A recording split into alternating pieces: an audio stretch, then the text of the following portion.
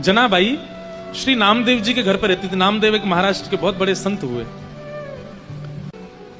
पूरे दिन तो नामदेव जी के यहां सेवा करती थी और शाम को नामदेव जी कीर्तन करते थे। लेकिन एकमात्र जनाबाई को ठाकुर जी दिखाई देते थे।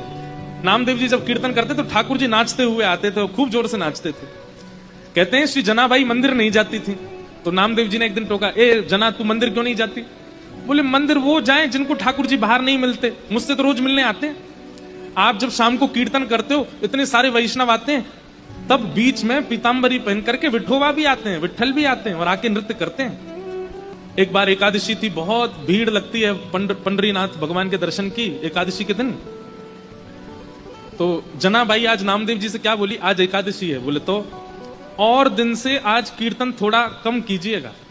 बोले क्यों? बोले आप कीर्तन करोगे विठोबा आएंगे, वो सुबह से थके हुए हैं, और आप बहुत जोर जोर से कीर्तन करोगे तो वो नाचेंगे, और वो नाचेंगे तो पहले से थके हुए और थक जाएंगे।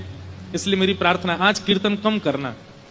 तो सब लोग कहते, बोले अरे जना तू कैसी बात करती है, बल्कि आज तो एकादशी, आज तो और दिन से ज्यादा कीर्तन होगा। तो जनाबाई रोती थी, चरण पकड़ लेती थी। बोले मैं आपके हाथ जोड़ रही हूं, आज कीर्तन कम करना, नहीं तो विठोबा के पांव में दर्द हो जाएगा।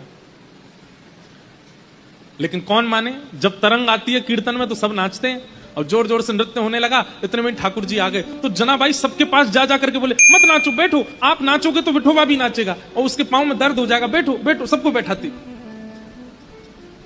ठाकुर जी बोले ए जना तू सबको बैठा मत, नाचने दे।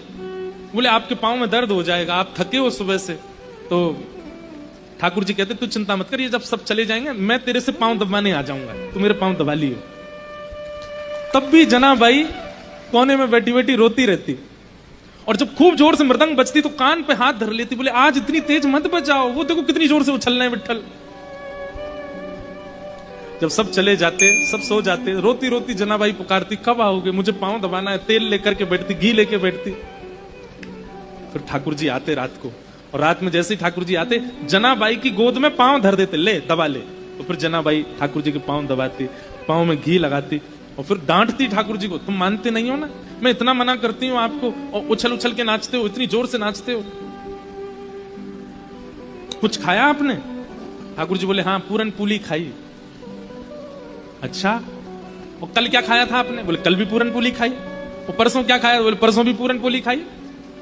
जनाबाई बोली रोज पूरन पोली खाते हो? बोले मंदिर में यही बनता है, रोज एक सा ही प्रसाद बनता है। तो जनाबाई बोली मैं कुछ और बना के खिलाऊं? तो ठाकुर जी बोले बनाओ। तो जनाबाई बनाने लगी। ठाकुर जी बैठे थे तो जनाबाई बोली बैठने आए हो बस, मेरे छोटे छोटे हाथ हैं, मैं भी तो थक रही हूं, चलो आओ मेरे साथ बनवाओ। तो ठाकुर जी सब्जी अमनिया कर रहे थे जनाबाई के साथ।